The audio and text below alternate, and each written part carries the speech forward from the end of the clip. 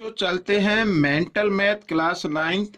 यहाँ पर इस सीरीज में मैं जो करा रहा हूँ वो लास्ट ईयर का जो आपका जोनल लेवल का क्विज हुई थी मेंटल मैथ की, उसके क्वेश्चन को सोल्व करा रहा हूँ ताकि आप सभी बच्चों को पता लग सके कि किस टाइप से क्वेश्चन आते हैं।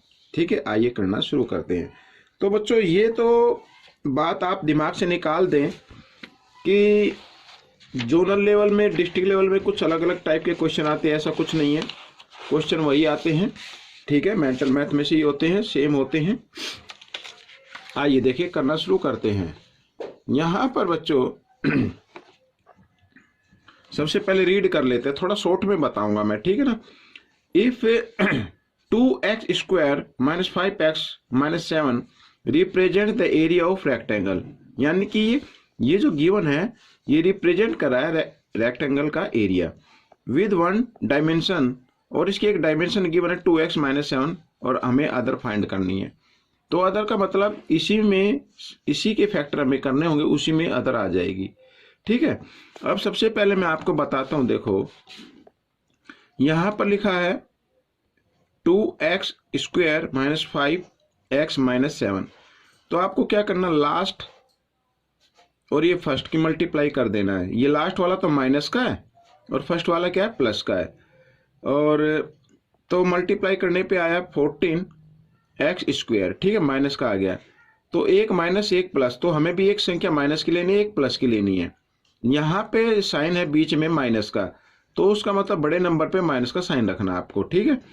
तो ऐसे नंबर फाइंड आउट करो, 2 नंबर यहाँ पर, कि उनको मल्टीप्लाई करे तो 14 और उनको माइनस करे तो 5। जी हाँ, 7 2 जो होता है, तो 7 पे आप माइनस का साइन रखेंगे और 2 पे प्लस का रखेंगे, ठीक है ना।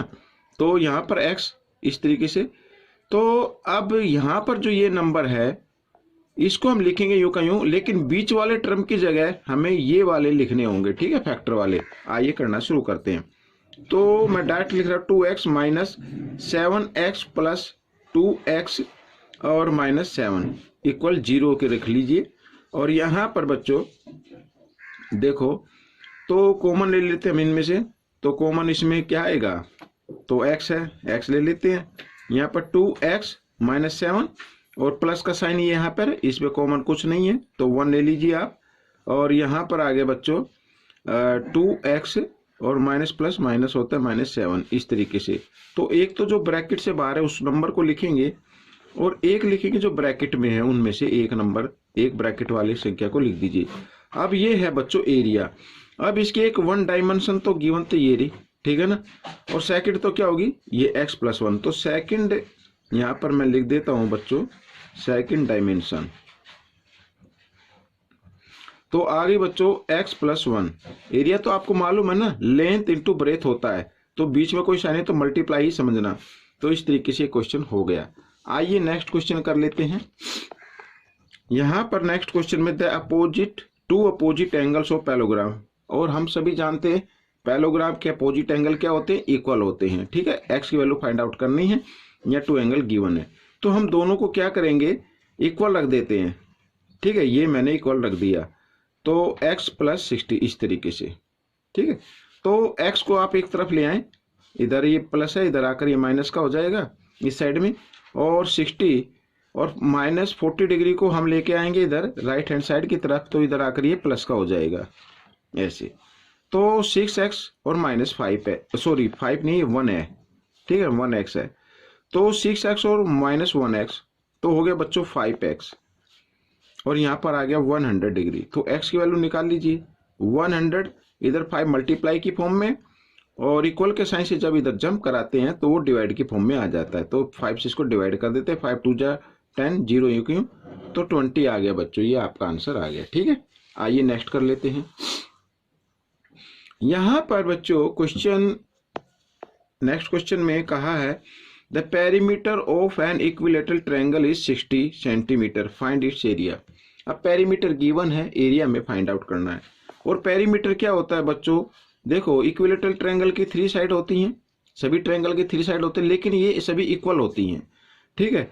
तो हम क्या करेंगे, इस जो पेरीमीटर गिवन है इसको 3 से डिवाइड कर दो, तो 1 वन साइड की लेंथ आ जाती है 20, तो 20 सेंटीमीटर आ गई बच्चों। अब एरिया फाइंड आउट करना है, एरिया ऑफ इक्विलेटरल ट्रायंगल। मैं लिख लेता हूं,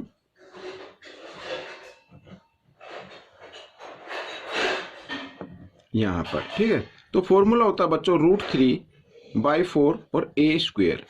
तो यहाँ पर √3/4 और a का मतलब होता है साइड से, तो साइड स्क्वायर, इसे 20 × 20 ऐसे, ठीक है। तो 4 से इसको हम कर देते हैं डिवाइड, 4 × 1 = 4, 4 × 5 = 20, तो 25 होता है 100।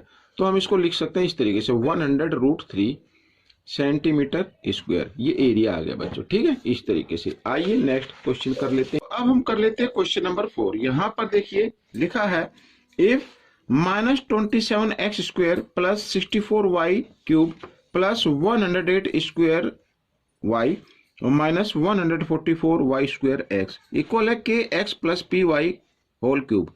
तो हमें k + p की वैल्यू फाइंड आउट करनी है। बिल्कुल इजी है क्वेश्चन बच्चों ये भी। तो आपको करना क्या है, सबसे पहले आपको फैक्टराइज करने हैं इक्वेशन के। यहां पर बच्चों देखो ये जो एक्सप्रेशन गिवन है, तो आप पहले क्या करें, कंफ्यूज करने के लिए लिख दिया यहाँ पर माइनस का शुरू में, तो आप प्लस का लिख लिए पहले और ये माइनस का, ठीक है। आप इस तरीके से लिखिए 4y³ और ये माइनस का साइन यहाँ पे लगा ले और इसको लिखे 27 को लिख सकते हैं 3x। यहाँ पर बच्चों ये आई थिंक ये क्यूब है यहाँ पर, ठीक है ना, इसको मैं क्यूब बना देता हूँ, क्यूब इस तरीके से। ये हो गया a³ - b³ और फिर आता -3a², तो a है अपना 4y² और फिर आएगा b, तो b है 3x और फिर प्लस 3a, यहाँ पर ये 4 है बच्चों, a और b², इस तरीके से। अब बच्चों अगर हम इसको एक्सप्लेन करते हैं, एक्सपेंड करते हैं, सोल्व करते हैं, तो हमारी ये इक्वेशन बन जाएगी, ठीक है। समझ में आ गया। और ये हमने फैक्टराइज कर ले, लेकिन ये फॉर्मूला होता है a - b³ का। तो a क्या अपना 4y और -b³ इस तरीके से, ठीक है, यहाँ पर क्यूब सॉरी, और इक्वल रख लेता हूं बच्चों kx + py के, ऐसे क्यूब के। अभी दोनों इक्वल हैं। अब हमें जो वैल्यू फाइंड आउट करनी है वो करनी है k + p की। अब देखो बच्चों k के साथ x लिखा हुआ है, यानी k आपका ये हो गया -3, ठीक है।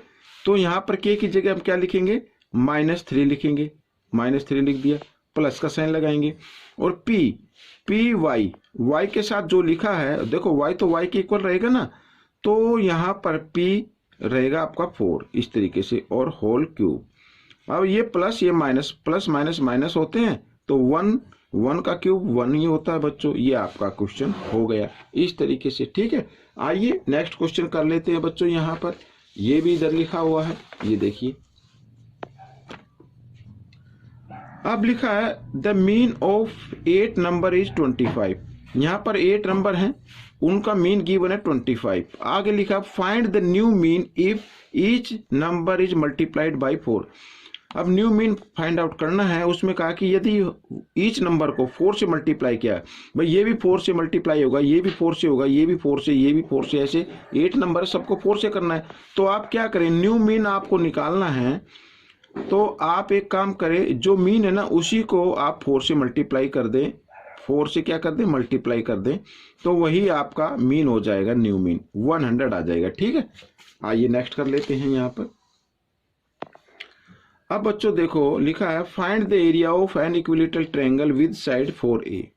ये साइड है बच्चों, साइड ऑफ इक्विलेटरल ट्रायंगल।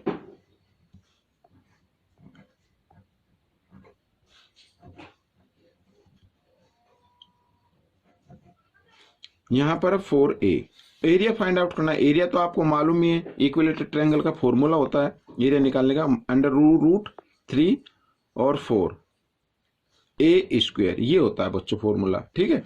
तो हम इसी में रखेंगे √3/4 और a है आपका 4a, तो 4a × 4a ऐसे, तो 4 से 4 आप डिवाइड कर दीजिए और यहाँ पर 4a को 4 रहेगा यूं का यूं, ए को ए से मल्टीप्लाई करते तो ए स्क्वायर और √3, ये आपका जो है क्या हो गया, एरिया। एरिया आ गया आपका ये, यहाँ पर देखो कोई सेंटीमीटर नहीं है, कोई कुछ नहीं है, तो हम ऐसे को लिख देते हैं यूनिट क्यूब ऐसे, ठीक है, जिसमें कुछ सेंटीमीटर मीटर वगैरह नहीं होता, क्यूब लिख देना है। तो बच्चों ये वीडियो आपको कैसी लगी मुझे जरूर बताएं, इसमें से सीखकर दूसरे बच्चों को जरूर सिखाएं। मिलते हैं नेक्स्ट पार्ट में, तब तक के लिए थैंक्स।